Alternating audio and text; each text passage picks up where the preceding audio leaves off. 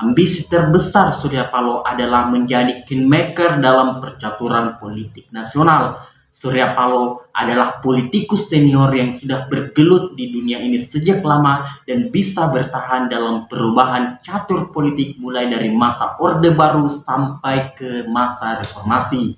Saya meminta saudara untuk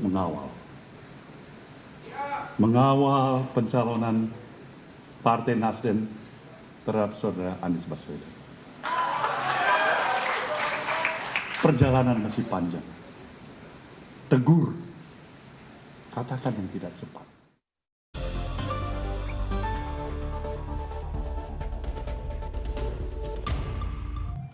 Saya senang mengamati Nasdem dalam pemilu kali ini. Sebelumnya, berkali-kali saya sudah sampaikan bahwa khusus untuk Pilpres 2024, Surya Paloh sebenarnya ingin menaikkan pertaruhannya di dalam politik.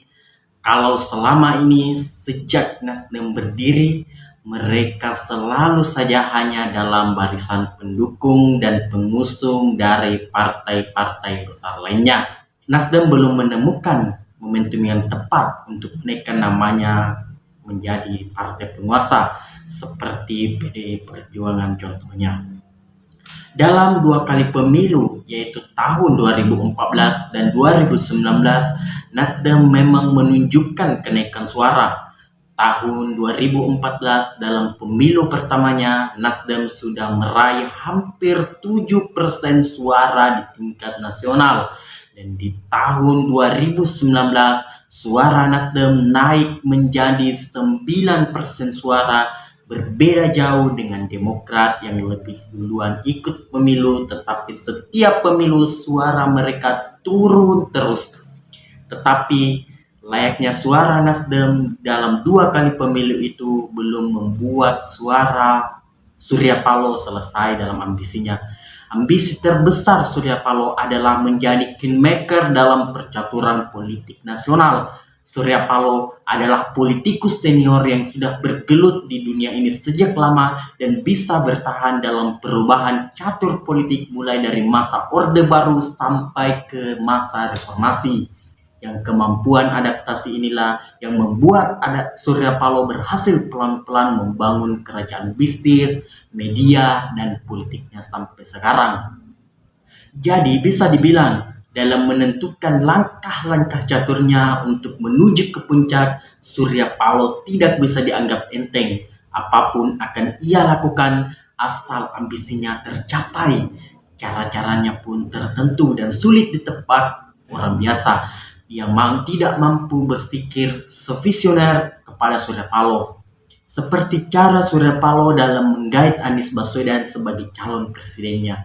Langkah ini tentu mengejutkan banyak orang karena Surya Paloh dikenal sebagai nasionalis kelas berat dan menolak apapun yang berkaitan dengan paham-paham apapun yang ingin menjadikan negeri ini negeri agama. Apalagi di tahun 2017, Nasdem menjadi pendukung berat Ahok di Pilgub DKI dan medianya berhadapan langsung dengan kelompok-kelompok garis keras di lapangan. Tapi saya mencoba memahami Surya Paloh yang bisa dibilang tidak populer ini. Buat saya, terlepas dari saya setuju atau tidak, langkah Surya Paloh ini adalah langkah cerdik untuk menaikkan nama Nasdem ke puncak percaturan politik nasional. Surya Paloh jelas paham kalau Nasdem belum punya kader yang bisa mereka jual ke depan. Mau dukung Ganjar Pranowo, kan Ganjar Pranowo adalah kader PDIP Perjuangan. Nanti kalau Nasdem dukung Ganjar dan tiba-tiba PDI Perjuangan memutuskan untuk mendukung Ganjar Pranowo, Nasdem bisa melongo. Mau dukung Prabowo Subianto juga tidak mungkin, kan Prabowo punya Gerindra. Jadi jalan satu-satunya buat Nasdem serta mencuri perhatian adalah dengan mendukung Anies Baswedan. Cara Surya Paloh dengan mencuri star dalam mendukung Anies ini juga patut diacungi jempol. Sebagai 3 besar calon presiden potensial, Anies tentu didekati oleh beberapa partai oposisi seperti PKS dan Demokrat. Dan Anies tentu juga melihat itu sebagai peluang untuk mendapatkan suara. Tetapi Apalah artinya PKS dan Demokrat kalau tidak ada partai lain yang bisa menggabung mendukungnya.